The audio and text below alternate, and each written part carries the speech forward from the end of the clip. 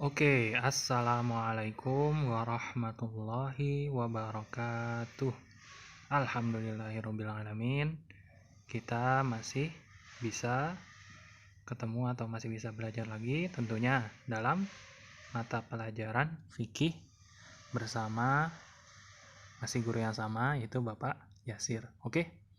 Nah, hari ini kita belajar apa? Tentunya kita masuk di bab terakhir di semester ini, bab 4, tentang zikir dan doa setelah sholat. Kalau kalian bingung, kalian bisa lihat di halaman 43 sama 44. Nah, insya Allah pembahasan pertama kita dari bab 4 masih di halaman itu. Kita langsung masuk aja. Sebelum mulai belajar tentunya kita jangan lupa membaca Bismillahirrahmanirrahim. Semoga apa yang kita pelajari bermanfaat, berkah, mudah dipahami dan mudah dimengerti. Kita masuk ke slide pertama. Nah, jadi kita masuk ke zikir dulu ya. Nanti baru selanjutnya masuk ke bagian doa. Zikir setelah sholat. Pengertian zikir. Zikir apa? Jadi menurut bahasa artinya adalah ingat. Jadi zikir adalah ingat. Zikir ingat. Nah, kalau zikrullah berarti ingat kepada Allah. Gampang ya. Zikrullah. Itu ada dua kata. Ingat kepada Allah. Nah, kalau menurut istilah apa? Zikir adalah amal kauliyah atau amal ucapan yang dianjurkan untuk dilakukan setelah sholat. Gampang banget. Jadi menurut istilah, zikir itu adalah amalan atau ucapan yang dilakukan setelah sholat. Baik setelah sholat fardu atau sunnah. Ini mudah banget artinya. Kalau kalian hafal, kalau kalian baca, insya Allah mudah dimengerti. Nah, selanjutnya cara berzikir ada 3 macam. Jadi di zikir itu ada 3 macam. Yang pertama, zikir dengan hati. Zikir dengan hati itu gimana? Jadi kita zikir dengan hati itu caranya kita memikirkan sejenak bahwa semua yang ada di bumi itu diciptakan dan telah diatur oleh Allah Subhanahu wa taala. Jadi kita mentadaburi, kita ngeliat gunung, kita ingat ternyata gunung ini adalah ciptaan Allah. Kita lihat matahari, matahari adalah ciptaan Allah. Kita masih bisa bernafas. Berarti memang Allah telah mengaturnya gitu. Jadi itu namanya zikir dalam hati, masuk dalam kategori zikir dengan hati. Nah, zikir dengan perbuatan gimana? Nah, zikir dengan perbuatan dengan menjauhi segala yang Allah larang dan mengerjakan apa yang diperintahkannya. Jadi itu zikir dengan perbuatan. Misalnya Allah melarang untuk berbohong, maka kita nggak boleh untuk berbohong. Kalau Allah anjurkan kita untuk selalu berkata jujur, maka kita harus selalu berkata jujur. Itu dinamakan zikir dengan perbuatan. Dan yang terakhir adalah zikir dengan ucapan, yaitu menyebut nama-nama Allah. Nah, zikir dengan ucapan ini biasanya dilakukan setelah sholat. Misalnya kita baca Astaghfirullahalazim, Subhanallah, Alhamdulillah, Allahu Akbar, itu dinamakan zikir dengan ucapan, menyebut nama-nama Allah. Nama-nama Allah itu banyak ya. Kalau kita tahu ada 99 ya. Kita lanjut ke slide setelahnya. Nah, di dalam Al-Quran banyak disebutkan perintah untuk berzikir. Di antaranya ada di surat Al-Baqarah ayat 152. Coba kalian ingat di surat Al-Baqarah ayat 152. Nggak perlu kalian hafal.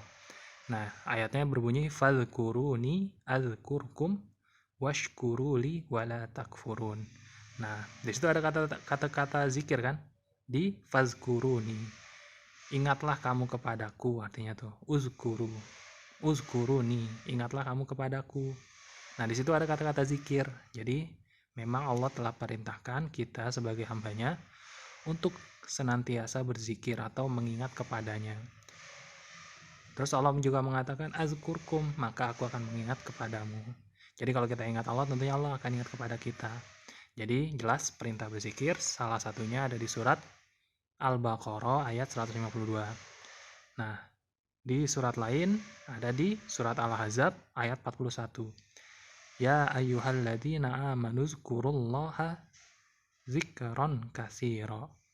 Nah, kata-kata zikirnya di mana? Di amanu zkurullah. Berzikirlah dengan menyebut nama Allah. Zikir yang sebanyak-banyaknya. Jadi memang kita telah diperintahkan dan dianjurkan untuk selalu berzikir atau mengingat Allah dimanapun kita berada. Jadi itu ya 2 ayat Al-Quran, pertama di surat Al-Baqarah, yang kedua di surat Al-Ahzab. Jadi diingat-ingat, masih banyak sebenarnya ayat-ayat lain, tapi di sini Bapak masukin 2, nanti akan ada di soal ya. Kalian tebak nanti surat apa, ayat berapa ya, bagi yang menyimak videonya. Oke. Nah, di slide terakhir, nah kita akan belajar tentang manfaat dari berzikir. Ada 6. Yang pertama, hati tenang. Tentu kalau misalnya kita selalu berzikir, itu akan memberi dampak hati kita tuh selalu tenang. Mau ngapain aja tenang, ketika ada masalah tenang. Jadi gitu, salah satu manfaat dari zikir. Nah, yang kedua, menjadi hamba yang terhormat di hadapan Allah. Nah, tentunya kalau kita berzikir, kita akan terhormat di hadapan Allah. Jadi Allah akan selalu melihat kita sebagai hamba yang selalu mengingatnya. Yang ketiga, selalu dikelilingi oleh malaikat. Jadi kalau kita sering berzikir, malaikat itu akan selalu ada di sekeliling kita, meminta ampunan kepada Allah. Ya Allah, tolong selalu jaga orang ini, selalu ampuni segala dosa-dosanya, karena dia adalah orang yang selalu mengingatmu, selalu menyebut namamu. Jadi itu ya, malaikat selalu berdoa jikalau kita memang sering berzikir kepada Allah. Yang ketiga, diliputi rahmat oleh Allah. Nah, ini berarti Allah akan, kalau kita selalu berzikir, maka rahmat-rahmat Allah, kasih sayang Allah akan diturunkan buat kita. Yang ketiga, terjaga dari melakukan hal buruk. Maksudnya apa? Maksudnya ketika kita ingin melakukan hal buruk, semisal kita mau berbohong, kita mau mencuri, maka kita langsung ingat Allah, karena kita sering berzikir. Oh iya, Allah nggak suka kalau kita berbohong, kalau kita mencuri. Jadi terjaga dari melakukan hal buruk. Nah, yang terakhir, terhindar dari rasa putus asa. Jadi kalau kita berzikir, tentunya nanti akan menimbulkan energi positif, tenang ketika menghadapi masalah. Jadi kita nggak gampang putus asa kalau ada masalah. Aduh, malas banget rasanya ngerasain masalah ini gitu. Tapi kalau kita selalu berzikir, kita percaya bahwa Allah selalu ada dekat dengan kita, sehingga kita tidak gampang merasa putus asa. Jadi itu ya, manfaat dari berzikir ada 6. Nah, yang terakhir, tata cara berzikir ada 3. Yang pertama, melakukan zikir dengan sikap tadaruk. Tadaruk itu apa? Rendah diri dan lemah di hadapan Allah. Yang kedua, melakukan zikir dengan rasa takut kepada Allah. Yang ketiga, melakukan zikir dengan suara pelan. Jadi mesti dipastikan sebelum kita berzikir, kita tuh fokus dulu, kita ini sedang menyebut nama Allah. Jadi nggak bisa sambil main-main, jadi harus tenang, tunduk gitu. Dihayatilah ketika kita akan berzikir.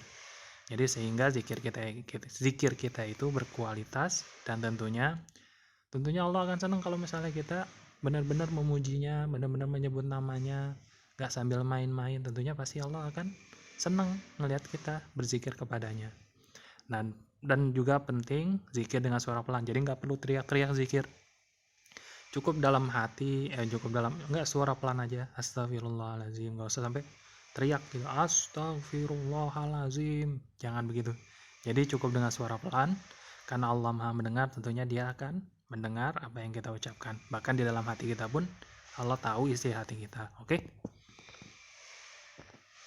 Nah, terima kasih sudah menyimak video ini. Cukup sekian pelajaran hari ini. Wassalamualaikum warahmatullahi wabarakatuh.